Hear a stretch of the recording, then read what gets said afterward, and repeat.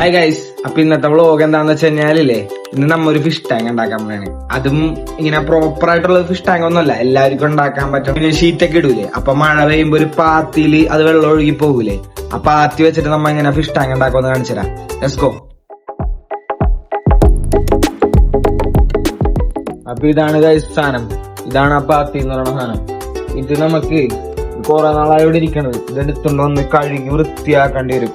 ഇതൊക്കെ കണ്ട അഴുക്കണ്ടത്, ഇതൊക്കെ വൃത്തിയാക്കേണ്ടി വരും. ഫുള്ള് വൃത്തിയാക്കി എടുക്കാം.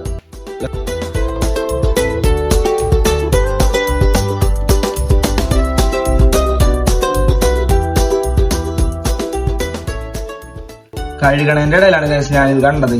ഇത് കണ്ട ഇവിടെ പൊട്ടിയിരിക്കണത്. ഈ ഭാഗം നമ്മ എടുത്തിട്ട് വലിയ കാര്യമില്ല, അപ്പൊ നമുക്ക് ഇവിടം വെച്ച് കട്ട് ചെയ്ത് കളയാം.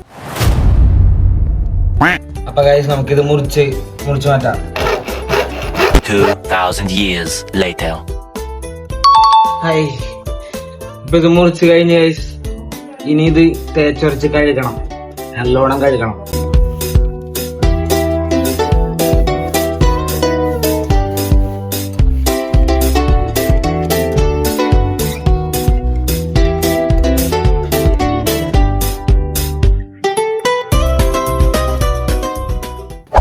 ഇതിനു മുമ്പ് ഇവിടെ സ്റ്റോപ്പർ വെച്ചതിന്റെ കുറച്ച് നട്ടും ബോൾട്ടൊക്കെ ഇവിടെ ഇരിപ്പുണ്ട്. അത് ഒടിഞ്ഞു ഇവിടെയും ഉണ്ട്, നമുക്കത് കളയാ ഗൈസ.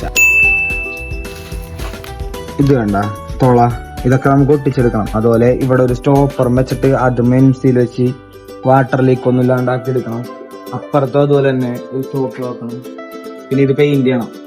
അപ്പൊ നമുക്ക് ആദ്യം ഒന്ന് സ്റ്റോപ്പർ വാങ്ങിക്കാൻ പോവാം. നമുക്ക് കടയിൽ വന്നേക്കണാണ്, ഇവിടെ നിന്ന് സ്റ്റോപ്പർ വാങ്ങണം. പിന്നെ എംസിയിൽ കിട്ടി പേയ്മെന്റ് ചെയ്യാൻ പോണാണ്. എംസിലിന്റെ പരിപാടിയിലോട്ട് കടക്കാം ഗൈസ്. ഈ ഗ്യാപ്പുകളൊക്കെ കണ്ട, ആ ഗ്യാപ്പുകളൊക്കെ ഈ എംസിയിൽ വെച്ച് ഇങ്ങനെ ഫില്ല് ചെയ്യുന്നത്.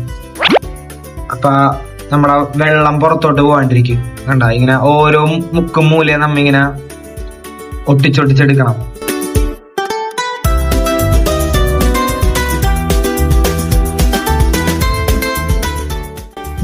ഇവിടെ ഒരു ഗ്യാപ്പില്ലേ, ആ ഗ്യാപ്പ് നമ്മൾ ക്ലിയർ ആക്കണേ.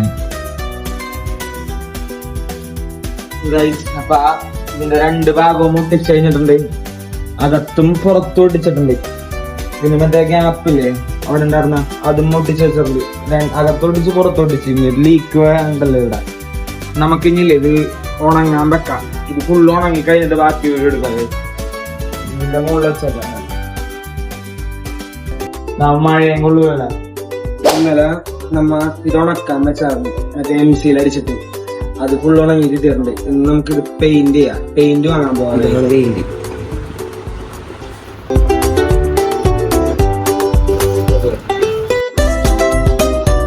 പെയിന്റ് സെറ്റായി. പെയിന്റ് നമുക്ക് ഇനി അടിക്കാം. ഇതിങ്ങനെ നമുക്ക് ഇത് മൊത്തം അടിക്കാൻ.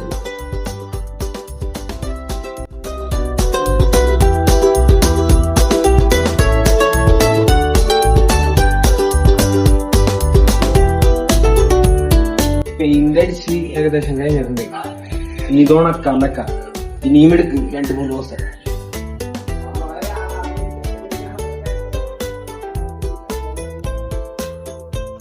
അപ്പൊ പെയിന്റ് ഒക്കെ ഉണങ്ങി ഗൈസ്. ഇനി ഇതൊരു ലീക്ക് പ്രൂഫ് ടാങ്ക് ആയി. ഇനി ഇതിനകത്ത് വെള്ളം നിറച്ച് മീനിടാം. പക്ഷെ അതിനു മുമ്പ് നമുക്ക് കുറച്ച് പണികളുണ്ട്.